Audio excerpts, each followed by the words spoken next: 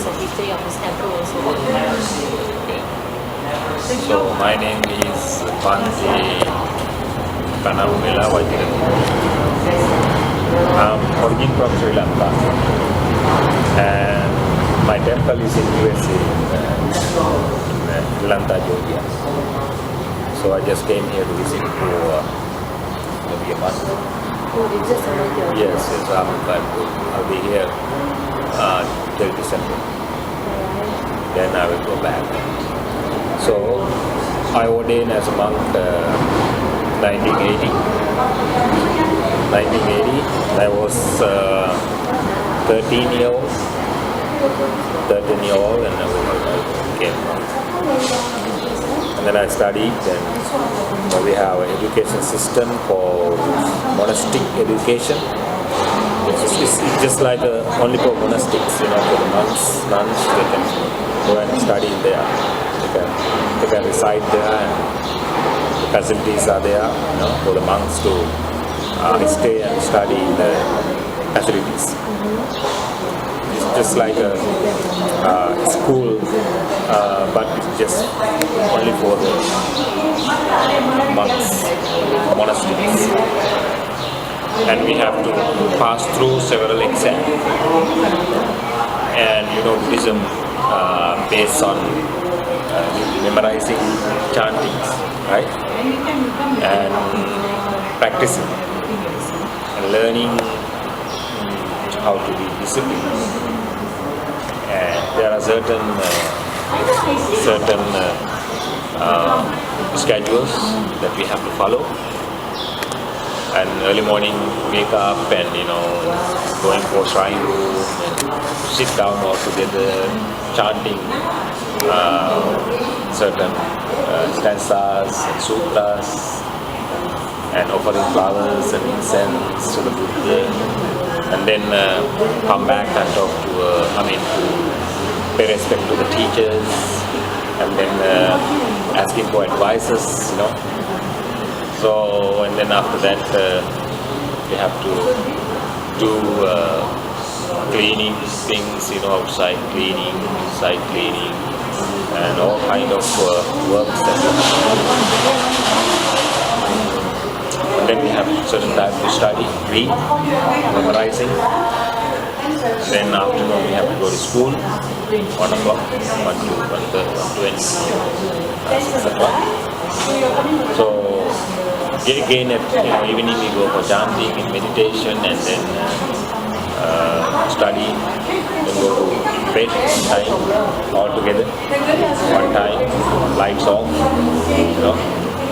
and then we have to wake up again around 5 o'clock in the morning. So we have to do the certain schedules, programs every day. Then we will learn as a monastics. And then after we completing of monastic education, then if we qualify for universities, there are universities for the monks, universities for the laymen, and together mixed universities and so on. Then we go there. Then I graduated in Sri Lanka. Then I went to USA, I went to Thailand, Singapore, then USA, and then connected to the community and started a temple. So now I'm here. So this is about me. Okay? And the temple, this is Sri Lankan for Sri Lankan Buddhist temple. This one was offered by British government. British government under the colony of British. So two properties offered to Sri Lankan community. Sentul is the one, other one is Brickfield. So these two properties given by British government. Yes, because they were controlling the country. Because they sponsored people, labor from Sri Lanka. British, the one who... Yeah, British government sponsored people from Sri Lanka. They knew that they want to have a place for the community center, for the temple, whatever they want. That's why this place is reserved for the Sri Lankan people. So you can see how in the beginning it was terrible here, very poor, as I heard, very poor, and then no rooms, no house, it's just like a very small, For the students. yes, for the monks to stay, And it's when rains come and rains water go everywhere, and they didn't have any proper building, proper roofs, they use just like a metal roof, and it is still used to have a lot of holes in there, and people came to observe precepts, and they have to move from here to there because of rainwater got in. So it used to be such very poor situation at the beginning. And later, little by little, the Sri Lankan as well as a lot of Chinese support. All these people got together, and then they supported to build up to this level. So that is the brief history of the temple. Sir, if let's say that you become a monk, is it you have to be, which means that we are willing to, it's like Well, it is voluntary. Voluntarily, otherwise I cannot ask someone to become monk forcefully, because once you come to Buddhism, or when you are following Buddhism, the main purpose is just to have very peaceful atmosphere, peaceful environment, and live in peace and having harmony. And if somebody I force you to, become Christian, become Hindu, become Muslim, or whatever. So it's totally dependent upon the person. But in Buddhism, it teaches not to convert people. Not to convert. If somebody came and asked, have support, need some kind of details, Buddhism, of course we are willing to share. Otherwise, if you go knock the door house to house, say hello, come in, we give this and that, we give you rice, we give you money, we give this and that, and so just come to our aid. So that's normally happening to you, right? But which is not going on in Buddhism. That's why Buddhist group is not growing. Only people who voluntarily come and understand. So even in order to become a monk, so we cannot make it forceful. It is voluntary. Voluntarily that can become a monk. So if I feel that I need to renounce from all these problems, troubles, household things, and sometimes family, wife, children, and having some kind of problems, it's kind of difficult to stay. And if you just think such way, then there is a way that you can become a monk. Or without any problems, just understanding of intellectually of Buddha's teaching, many people become a monk. just to find the peacefulness. Yes, right. Because they read and understand the teachings, then they want to become a monk. Yes. So in my case, I became a monk in order to make my grandfather happy. So grandfather requested me several times to become a monk. And it's not forceful, he just gave me some kind of ideas, made me some interest in the monk. So of course he used to be a monk too before, and then he destroyed. So in order to Okay, sir. So the next question is, can you briefly tell about Buddha, Gautama, Siddhartha, Gautama Buddha? His yes, story. Gautama Buddha is, before we call him Siddhartha, and he was born in Lumbini in Nepal today, modern Nepal, and he was born in palace. His father and mother, king and queen. Suddhodana is the father, king. Mahamaya is the mother, queen. And then they were desperately waited to too long to have a baby, but finally they got a baby and named him Siddhartha, bringing the meaningful the name. And then after that, then when he was a child, even while he was a child, and he was showing that kind of different attitudes. He was very intelligent, very brave, and whatever talent, whatever challenge as it is, and he performed it very well. And he studied everything, all kind of sports. He always got first. And he had a kind of experiences that people having some kind of sufferings, and then people believe in so many things, and it's not very much of intellectual, not meaningful. And he was himself and thinking without any teachers, and why these people having these problems, and he wanted to find out. He went to teach, and he got permission from the palace, but not real permission. He actually left. He asked his father to go for him to leave, and father, mother didn't like him to go because he wanted him to be a king. They didn't want him to be a monk because that's parents' wish, right? Parents want their son to be a doctor, engineer, They don't like to be a priest, So anyway, he left, and he went to teachers, and he learned everything, whatever they need. There's nothing that he could find for the solution to his problem. And then he went to another 5 ascetics, and he learned everything with them, but they follow very extreme asceticism. They don't eat, they don't shower, they don't wear. Very extreme asceticism. And then he was following it, and then he found that this is not going to work. This is something that we have to let go, and we have to eat in order to survive, in order to memorize. And then he left those 5 people. And then he came to Buddh Gaya. We call Gaya before. Today we call Buddh Gaya, right? And there was a tree called Bodhi tree. He sat under that tree and he started to meditate. Deep meditating. And used those experiences that he used to follow, his practice. And then deeply meditated, and finally he became enlightened Buddha.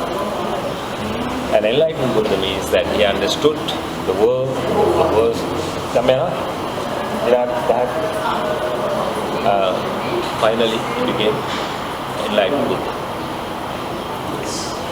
So this is the story of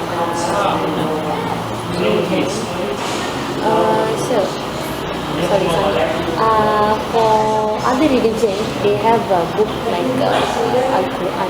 If let's say for Islam, they have Al-Quran. Right. If for India, there's a Bhagavad Gita. For Buddhism, is there any holy? Yeah, we call 3 baskets. A sutra discourses, Abhidharma, the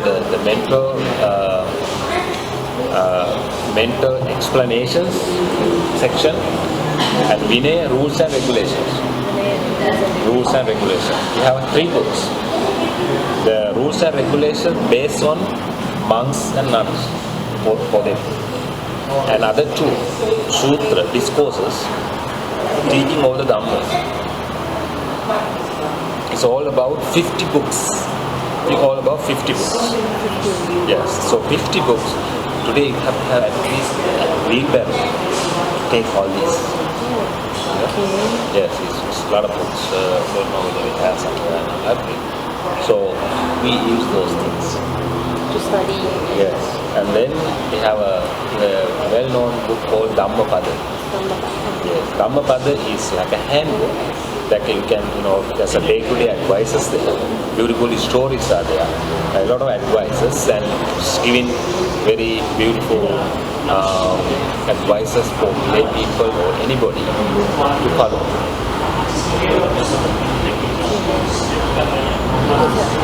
Why there are many avatars of Buddha? Like okay, there's only one Buddha, Siddhartha Gautama, and if we, okay, the other day we went to the Whitfield Buddha temple. There's a Buddha sitting on a Bodhi tree, and then down there there's many avatars of Buddha. Yeah, that is actually the Mahayana tradition. They believe a lot of Buddhists do this, and they call everyone to Buddha. You know, but in the Theravada tradition, what we are following, we don't use Buddha for everyone. You know? We don't use Buddha for everyone. We use that single word for the enlightened Buddha. You know? So, you know, when some people, you know, doing so many good compassionate works, and people say, oh, you like a god, only God, right? It's not a god, but people think that he's a very compassionate person, and then people call him God. And then, you know, then out of respect, they call even monks, oh, Buddha. Some people they call, oh, Buddha came to my house, right? That means one of the monks went to his house. So those are not enlightened Buddhas, but there are 28 enlightened Buddhas past 28. So, you know, those what you saw is not, those are not enlightened Buddhas. Yes. And even laughing Buddha is not a Buddha. No. They call it Buddha, but it's not. Laughing Buddha is a very handsome, natural looking person. You know, height and weight and everything perfect and balanced. He was such a person. And then he didn't have a big belly, you know, and big face and heavy. He was not such a person. You know, but they call Buddha, laughing Buddha, or some other names, you know. Yeah, that Buddha. But that is disrespecting the Buddha, using that word. So Buddha was not that kind of person. So Buddha is very, very simple, balanced body, very attractive and human being. So the next question. Actually, Buddha born in Lumbini, Nepal. Then how could be spiritual spread into Sri Lanka and Thailand mostly? No, he didn't come to Sri Lanka after 200 years of his death. And King Asoka, he ordained his son and daughter directly. Son and daughter, Venerable Mahamahinda, Sanghamitra, sent to Sri Lanka along with Buddhism. So he didn't come alone to them? No, in history it says that Buddha came to Sri Lanka 3 times, but didn't start Buddhism there. Because at that time people are mature enough to understand Buddhism. Buddhism is very deep and intellectual and philosophical and scientific. So you have to have a kind of wisdom to understand. Otherwise you don't understand. If you read Buddha's teaching 2-3 times, you won't get it. It doesn't make much sense. So you have to go through many sutras, understand where Buddha's teaching. So the Buddhism in Thailand, Sri Lanka is all totally different? Yes, no, Theravada Buddhism. Thailand, Burma, Laos, Sri Lanka, some part of India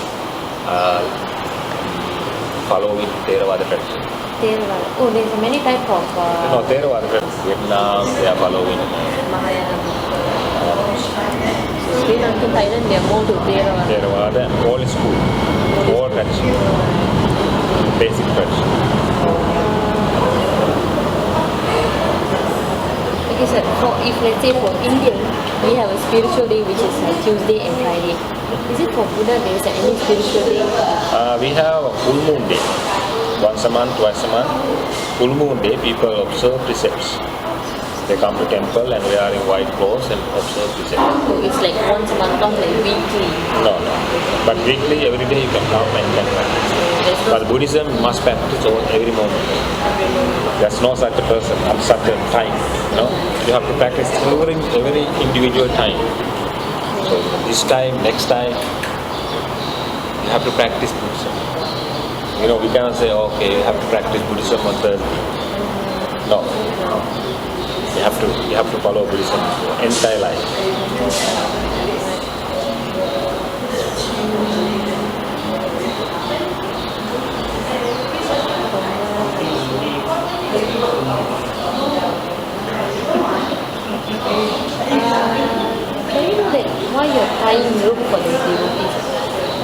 Oh, that's for blessings. Because that chanted thread, and then it's just like symbol that when you see all the time, you remember that you went to temple and you got blessings. Then it recalling the Buddhas and his teachings, and remembering the Buddhas, and then you feel that you have a kind of connection. So that's the purpose of the Thai road. Yes. Okay. So can you tell about the Vesak Day? Slightly the Vesak Day. Vesak Day. Vesak Day. Yeah, Vesak Day is the day that Buddha was born. He became enlightened. He passed away. These three things happen same day, same month, same day. So we celebrate three things in one day. Which means he born in that day. Yes. He become enlightened in that day and he passed away. So That is a specialty of the Buddha. Actually, he is not a god. No, it's not God. He's a teacher. He's a prince. That's it. He was a prince, yes.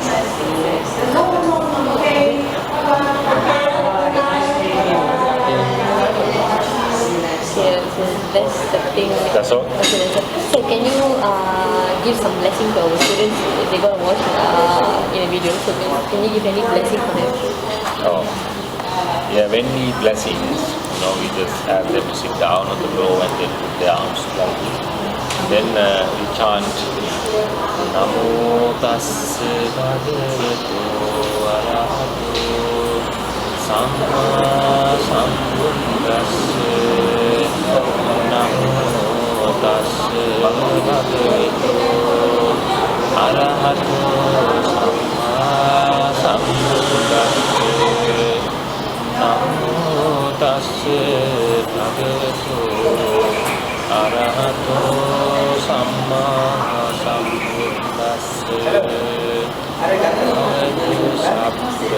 Sabbamangalam Rakhantu Sabbadevata Sabbabuddhanubhavene Sada Sodhi Bhavantuti Bhavatu Sabbamangalam Rakhantu Sabbadevata Sabbamangalamubhavene Sada Sodhi Bhavantuti Bhavatu Sabbamangalam Rakhantu Sabbadevata Sabbasanganubhavene Sada Sodhi Bhavantuti. It's very short. Thank you so much. You're welcome, and wish you all best. Thank you so much. Good luck for your project, and have take this. Good.